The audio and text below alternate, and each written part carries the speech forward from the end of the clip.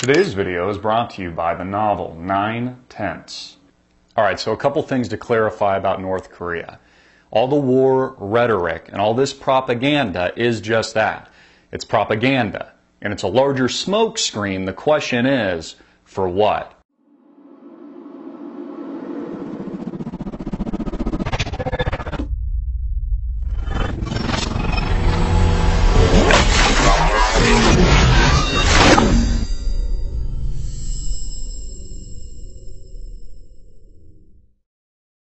How and why is the American mainstream media machine diverting the attention of average Americans and having us focus on North Korea, having us focus on Kim Jong-un?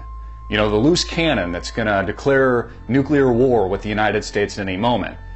There's no logical reason for North Korea to do that. The only reason or intent would be if they intended to wipe themselves off the map.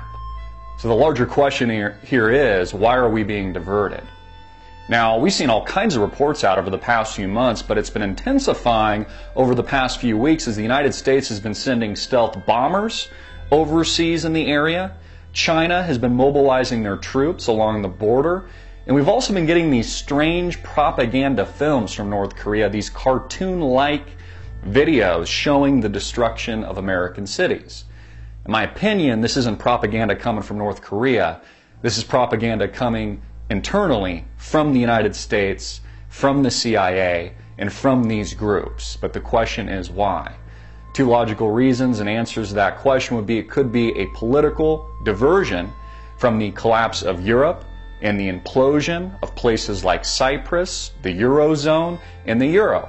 In addition to that, notice how the mainstream media has not been reporting on what's happening in the Middle East, which is clearly in a very fragile state. We have Bashar al-Assad ousted on a warship off the coast of Syria. President Barack Obama and the United States government has every intention to murder him, just like Muammar Gaddafi, just like with the overthrow of Libya, just like with the gun running that has been taking place from Libya to Syria, something that President Barack Obama is well aware of and has orchestrated himself, just like he's been running guns into Mexico here in the United States of America. So the question is, why? What is this North Korean diversion and what is it intended for? Why are Americans suddenly focused on Kim Jong-un, who really is just a figurehead? And I question whether or not his father, Kim Jong-il, died of natural causes. I think there's a possibility he was murdered because now they've established a military dictatorship in North Korea. The question is why? Is China mobilizing against us? Are they planning something? Or again, is this a smokescreen to divert the attention away from Europe, away from Cyprus, away from Angela Merkel, away from Syria, and away from Iran? Mahmoud Ahmadinejad, Bashar al-Assad, Israel, and the clear intent to invade and to start another global war. You know, I don't know if the war actually breaks out this year. All I know is that it's coming. And how do I know that? You know, I might sound overly confident. The reason I know that is because I study history. Every time there's a currency crisis, every time there's a debt crisis, it leads to war. And not these little itty-bitty small wars. We're talking global, world war. And it's exactly what the United States intends. So they'll keep blowing the bubble up. Dow will keep going higher. We'll see inflation and prices rising all around us. But at some point, it's going to pop. And when that bubble bursts, they have every intent of sending and asking you, the little guy, the regular John and Jane on the street that they're disarming, by the way, and taking the Second Amendment away from the public. They're going to ask you to die on the front lines. You yourself or your son or your daughter. Not their children, of course. They'll be in college, they'll be sheltered somewhere overseas, like Mitt Romney flew to Europe with the Mormon church to avoid the war. Their children won't die. They won't be asked to fight. They're privileged. You'll be asked to die. You'll be asked to step on an IED. And if you're lucky to survive that explosion, or survive that war, or that future event, you might come back here to the United States with your arms and legs blown off, like a lot of the cripples that come back here from Iraq and Afghanistan right now. And you'll be a long, distant memory to this administration and this regime. And you won't be taken care of. Because that's how things work here in America. You know, we have to ask ourselves the question, what are we even fighting for anymore? What side are you on? Are we fighting for bank bailouts?